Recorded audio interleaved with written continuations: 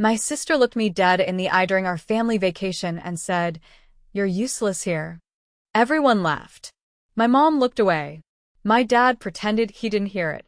But what they didn't know was that I had the keys to something that would change everything in the next 60 seconds. What happened next made my sister's face go completely pale, and I didn't have to say a single word to make it happen. It was supposed to be a peaceful week. That's what my mom kept saying in the family group chat for months leading up to this trip. Just us, the beach, good food, and quality time together. She sent probably 50 messages with palm tree emojis and sunset photos she found on Pinterest, trying to convince everyone that this vacation would somehow heal years of tension that nobody wanted to talk about. My sister Emma replied with enthusiastic exclamation points. My dad sent thumbs-up emojis. I just hearted the messages because I've learned that sometimes the least you say, the better. The resort was beautiful, I'll give them that. White sand beaches that stretched for miles, crystal clear water that looked fake, it was so blue, and those little cabanas with flowing white curtains that you see in travel magazines. We arrived on a Saturday afternoon, and for the first few hours, everything seemed almost normal. Almost. Emma was taking pictures for her Instagram, making everyone pose in different configurations on the beach. Hold your drinks up. No, higher. Mom, smile with your teeth. Dad, stand closer. She orchestrated us like we were props in her carefully curated online life, and everyone just went along with it because that's what we always did. I tried to enjoy myself. I really did. I jumped in the photos when she asked. I laughed at my dad's terrible jokes about the resort food. I helped my mom apply sunscreen to her back, even though she kept saying she could reach it herself. But I felt it immediately, that familiar undercurrent of being slightly outside the circle. It's hard to explain if you've never experienced it in your own family. You're there, you're participating, but there's this invisible membrane between you and everyone else. They have their inside jokes that you're not part of. They reference things that happened when you weren't around. They make plans and then inform you about them after everything's been decided. That first night, we had dinner at the resort's main restaurant. It was one of those places with cloth napkins and waiters who describe every dish like it's a work of art. Emma ordered for the table without asking anyone what they wanted. "We'll do the seafood platter, the steak special, and that pasta thing you guys are known for," she told the waiter, waving her hand dismissively. "I'm allergic to shellfish." She knows this. She's known this since we were kids, and I ended up in the emergency room after a shrimp incident at a family barbecue. But she ordered it anyway. "Emma, I can't eat most of that," I said quietly, not wanting to make a scene. She rolled her eyes. "Just pick around it. You're so picky about everything." My mom touched my hand under the table. "We can order you something else, sweetie." But her voice was small, apologetic, like she was sorry I had to exist and make things complicated. "It's fine," I said, even though it wasn't. "I'll just get a salad." Emma smiled like she'd won something. The next few days followed a similar pattern. We'd do activities that Emma planned, eat at restaurants Emma chose, and take breaks when Emma decided she was tired. I started to feel like a background character in someone else's vacation. I'd suggest things quietly, like maybe we could try that local market I'd read about or check out the hiking trail the concierge mentioned, but my suggestions seemed to evaporate into the air as soon as I spoke them. Then Emma would suggest something 5 minutes later, and everyone would act like it was the most brilliant idea they'd ever heard. On the third day, we took a boat tour around the coastline. It was supposed to be relaxing, one of those sunset cruise things with champagne and light appetizers. The boat was beautiful, all polished wood and brass fixtures, and the water was so calm it looked like glass. Emma immediately claimed the best seat at the front of the boat, stretching out like she owned the place. My parents sat together in the middle, holding hands and watching the horizon. I sat toward the back, near the captain, who was a friendly older man who told me stories about growing up on the island. About halfway through the cruise, Emma called out to me, "Hey, come take a picture of us." She meant her, mom, and dad. The three of them posed together with the sunset behind them. I got up and walked over, taking her phone.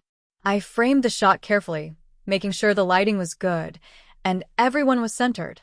I took several photos from different angles because I knew she'd want options. Is that good? I asked, handing her phone back. She scrolled through the photos, her face scrunching up in disapproval. These are terrible.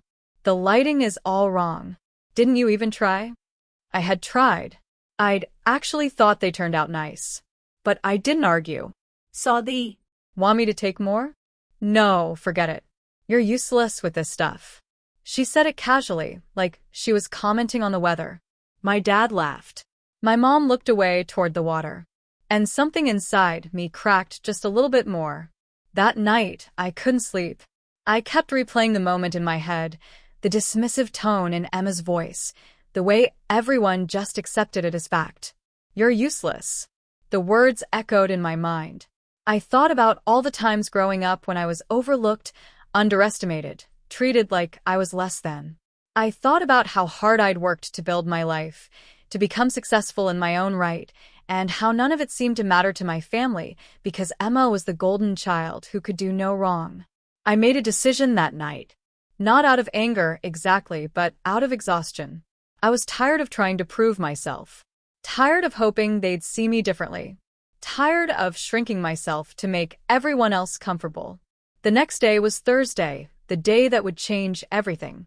We'd planned a beach barbecue for lunch. The resort set up a private area for us with a grill, picnic tables, and umbrellas. It was perfect, exactly the kind of thing my mom had been dreaming about. We all showed up around noon, everyone in a good mood because the weather was beautiful and the food smelled amazing. We ate and talked, and for a little while it almost felt like a normal family gathering. My dad told stories about vacations we took when we were kids. My mom laughed at memories I didn't even remember. Emma held court as usual, making everyone laugh with exaggerated stories about her life back home. Then she started talking about planning next year's trip. We should go to Europe, she said, her eyes lighting up. I'm thinking Italy or maybe the Greek islands. Somewhere Instagram-worthy, you know? That sounds expensive, my dad said cautiously. Oh, don't worry about money. We can find deals. Emma waved her hand dismissively. Then she looked at me. You probably can't afford it anyway, right? There it was. That casual cruelty she was so good at. The implication that I was somehow less successful, less capable, less everything than she was. I could manage, I said evenly. She laughed. Doing what exactly? Last time I checked, your job wasn't exactly high-paying. She said it like a joke, but everyone at the table knew it wasn't. I felt my face getting hot. My job is fine, Emma. Sure, but let's be real. You're not exactly killing it financially. I mean, you still drive that old car, you rent instead of own, and you never seem to have money for anything fun. She was smiling, but her eyes were cold. I'm not trying to be mean. I'm just being honest. My mom shifted uncomfortably. Emma, that's enough. But Emma was on a roll now. I'm just saying, maybe next year's trip should be somewhere more budget-friendly so everyone can actually participate. We can't always accommodate everyone's limitations. The word limitations hung in the air like a slap. You're right, I said quietly. We can't always accommodate everyone. Exactly.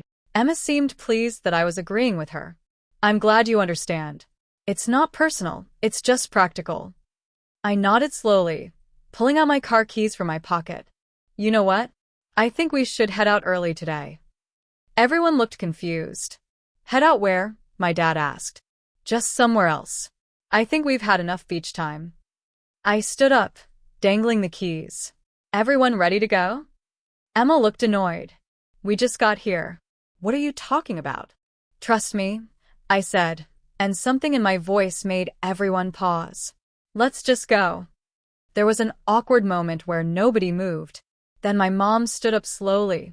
Okay, honey, if you think we should go. My dad followed, looking confused but willing to go along. Emma huffed dramatically but got up too, muttering about how I was ruining everything as usual. We walked back to the parking lot in silence. My car was parked in the corner, and everyone climbed in without asking questions. Emma got in the passenger seat, still complaining under her breath. My parents sat in the back, exchanging worried glances in the rear-view mirror. I started driving. Nobody asked where we were going. Maybe they thought I was just upset and needed to cool off. Maybe they thought I was taking us back to the resort. I didn't offer any explanation, just drove in silence while Emma scrolled through her phone and occasionally sighed dramatically. We left the resort area, drove through the main tourist district, and headed inland toward the hills. The roads got narrower and more winding. The houses got bigger and farther apart. Emma finally looked up from her phone. "Where are we going? This doesn't look like the way back." I didn't answer. "Hello? I asked you a question. You're being weird." I kept driving, taking turns I knew by heart even though I'd never driven them with my family in the car. "This is ridiculous," Emma said. "Turn around. You're wasting everyone's time." "Emma, just let her drive," my mom said softly from the back. We climbed higher into the hills, the ocean visible in the distance now, a sparkling blue expanse below us. The properties up here were estates, the kind of places that had gates and long driveways and names instead of just addresses. I slowed down and turned onto a private road. There was a gate, modern and elegant, made of dark metal with tasteful stone pillars on either side. I pressed a button on my sun visor, and the gate swung open smoothly. "What is this?" Emma asked, her voice uncertain now. I drove through the gate and up a winding driveway lined with olive trees and lavender bushes. The driveway curved, and then the house came into view. Not a house, really. A villa. My villa. It was Mediterranean style, with white stucco walls, terracotta roof tiles, and huge windows that overlooked the ocean. There were balconies with wrought iron railings, a fountain in the circular driveway, and gardens that seemed to stretch forever. It was beautiful, the kind of place you see in luxury travel magazines and assume only celebrities or tech moguls own. I pulled up to the front entrance and turned off the car. Nobody spoke. I got out, walked around to the trunk, and pulled out the bag I'd packed that morning. Then I walked to the front door, unlocked it, and stepped inside. Behind me, I heard car doors opening slowly. Footsteps on the gravel driveway. The sound of my family seeing for the first time. I stood in the entrance hall and waited. The interior of the villa was exactly as I'd left it during my last visit 2 months ago. High ceilings with exposed wooden beams, cream-colored walls decorated with local art I'd collected over the years, and floors made of cool terracotta tile that stayed pleasant even in the heat. The living room opened up to the right, all comfortable furniture arranged around a fireplace I never actually needed to use. To the left was a formal dining room with a table that could seat 12. Straight ahead, floor-to-ceiling windows showcased the infinity pool and the ocean view beyond it. I heard them come in behind me, slowly, quietly. The kind of silence that happens when people are trying to process something that doesn't fit into their understanding of reality. "What is this place?" my mom asked, her voice barely above a whisper. I set my bag down on the console table near the door, next to the fresh flowers the property manager always arranged before my visits. "This is my house." "Well, one of them." Emma's face had gone completely pale. She was looking around like she'd stepped into an alternate dimension. "Your house? What do you mean your house?" "I mean I own it. I bought it 3 years ago." I walked toward the kitchen, which was open to the living area. All marble countertops and top-of-the-line appliances. I opened the refrigerator, which the property manager had stocked as requested. "Anyone want water? There's also juice, wine, whatever you'd like." My dad was turning in a slow circle, taking it all in. "I don't understand. How can you afford this? You said your job was just fine. You said you were managing." "I am managing. I'm managing quite well, actually." I pulled out a bottle of water and leaned against the counter. "My job is fine. Better than fine. I'm the VP of operations for a tech company you've probably never heard of, but definitely use products from. I've been with them for 6 years. Started as a project manager. Worked my way up." Emma was shaking her head. "That's not possible. You drive an old car. You never talk about money. You dress like..." She gestured at my outfit, simple jeans and a t-shirt. "Like someone who doesn't need to prove anything?" I finished for her. "Yeah, I know. It's funny how people assume that because you don't broadcast your success, You must not have any. My mom sat down heavily on one of the sofas, her hand over her mouth. Why didn't you tell us? That was the question, wasn't it? The one I'd been asking myself for years. When would I have told you, Mom? At dinner when Emma was explaining how I couldn't afford European vacations?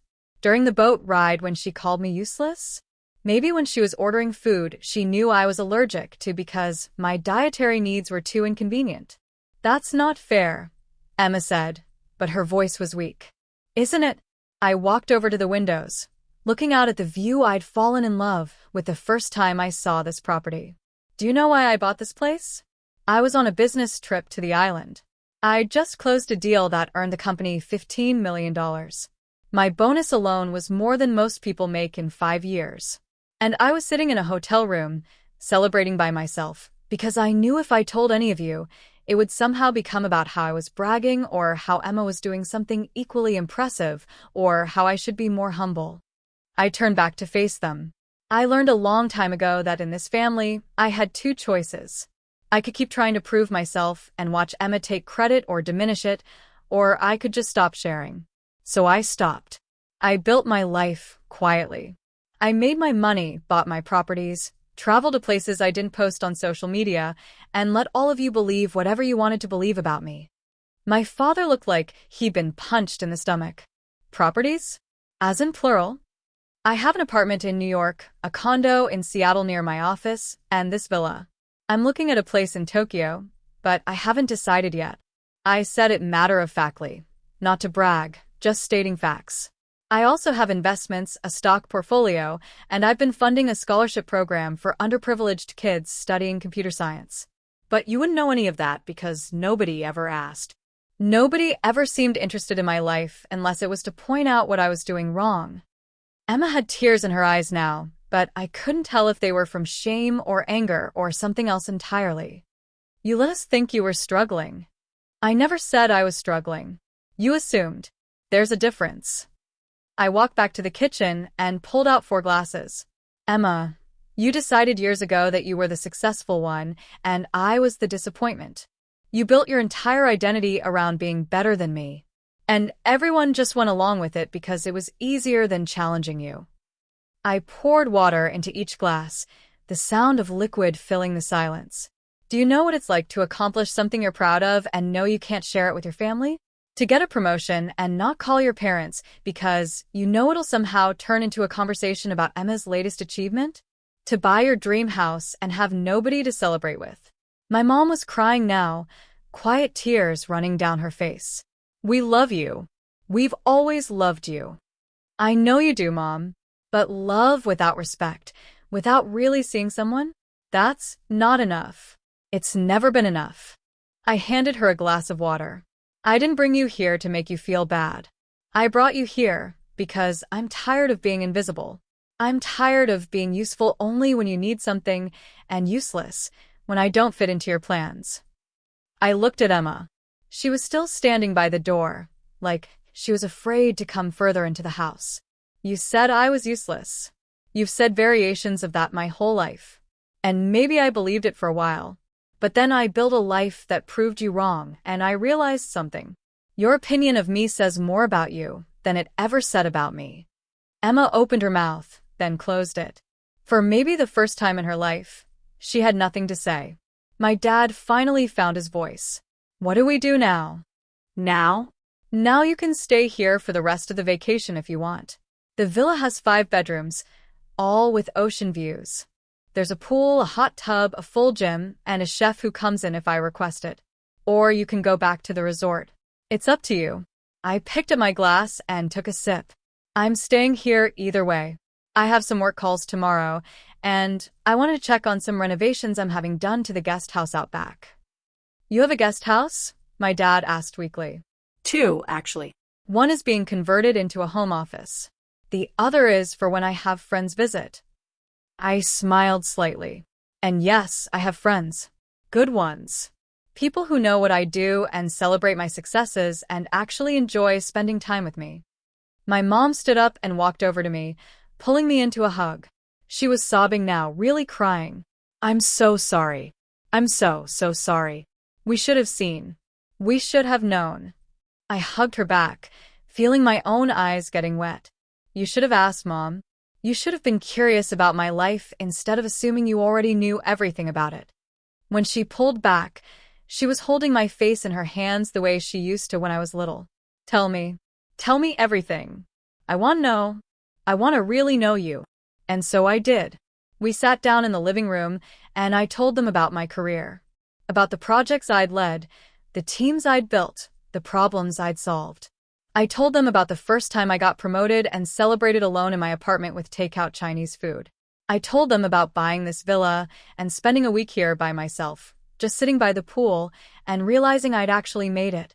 I told them about the relationships I'd had that they never met because I knew Emma would find something wrong with whoever I brought home. About the hobbies I'd developed, the languages I was learning, the volunteer work I did with kids who reminded me of myself, feeling overlooked and underestimated. My dad asked questions about my work, seeming genuinely interested for the first time. My mom wanted to see pictures of my other properties.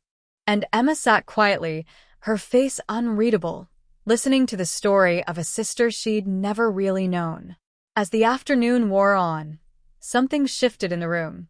It wasn't forgiveness, exactly, not yet. It was more like a door opening, a possibility that things could be different. Eventually, Emma spoke. Her voice was small, uncertain. I'm sorry. She was looking at her hands in her lap, not at me.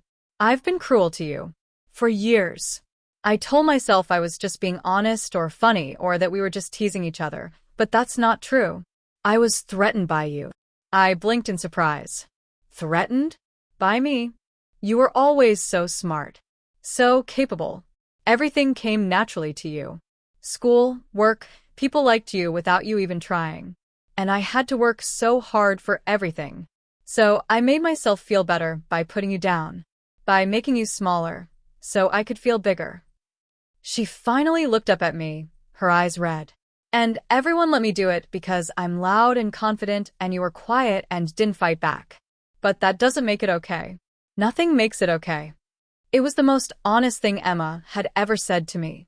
I spent so much energy trying to prove I was better than you that I never actually looked at what you were accomplishing. I just assumed. And I'm sorry. I'm really, deeply sorry. I didn't know what to say. Part of me wanted to accept the apology immediately, to smooth things over the way I always had. But another part of me, the part that had learned to value myself even when my family didn't, knew that sorry wasn't enough. I appreciate you saying that, I finally said. But this isn't something that gets fixed with one apology. This is years of behavior, years of feeling like I didn't matter to any of you unless I was being useful in some way that benefited Emma's narrative. She nodded, fresh tears spilling over. I know it's not enough. But I want to try. I want to do better. I want to be the sister you deserve. Then be that sister. Not just today because you're shocked and ashamed, but tomorrow and next month and next year. Show me with your actions, not your words. My mom was crying again. We all need to do better. I see that now. We enabled this dynamic. We let Emma dominate every conversation and make every decision, and we let you fade into the background because you didn't demand attention the way she did. That's on us. That's on me and your father. My dad nodded. She's right. We failed you. We took you for granted because you were independent and didn't seem to need us the way Emma did. But everyone needs their family. Everyone deserves to be seen and valued. And we didn't do that for you. We sat there together as the sun started to set, painting the sky in shades of orange and pink. The infinity pool reflected the colors, making everything look like it was glowing. It was beautiful, the kind of moment that should feel perfect. But it wasn't perfect. It was messy and complicated and painful. But it was also real in a way our family hadn't been in years. Stay, I said finally. Stay here for the rest of the vacation. But things are different now. No more assumptions. No more dismissing me. No more treating me like I'm less than. If you can agree to that, you're welcome here. They all nodded. Even Emma. That night, we had dinner on the terrace. I grilled fish and vegetables while my dad set the table and my mom made a salad. Emma mostly watched, still processing everything, but she helped where she could. We ate as the stars came out, talking about nothing important, just being together in a new way. Over the next few days, things weren't perfect, but they were better. Emma caught herself several times starting to make dismissive comments and stopped. She asked me about my work and actually listened to the answers. My parents wanted to hear about everything, every detail of my life they'd missed.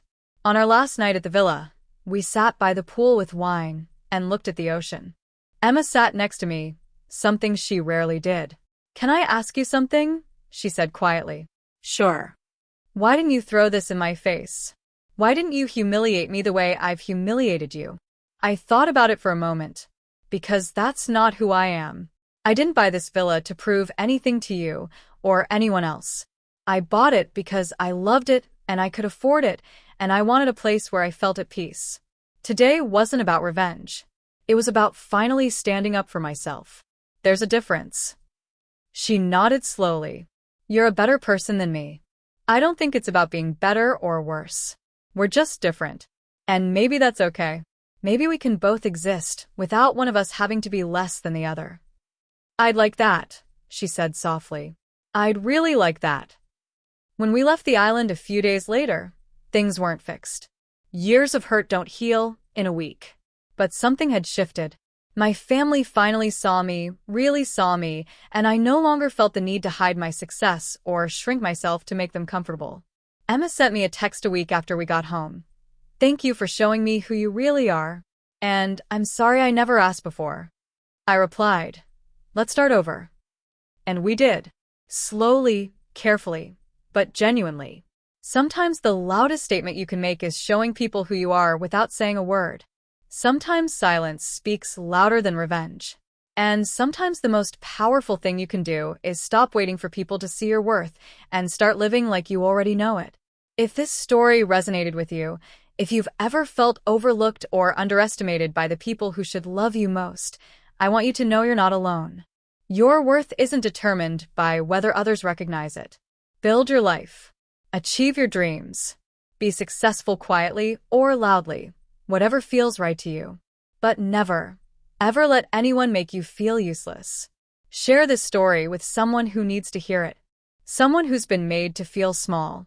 Someone who's building something beautiful in the shadows while others underestimate them.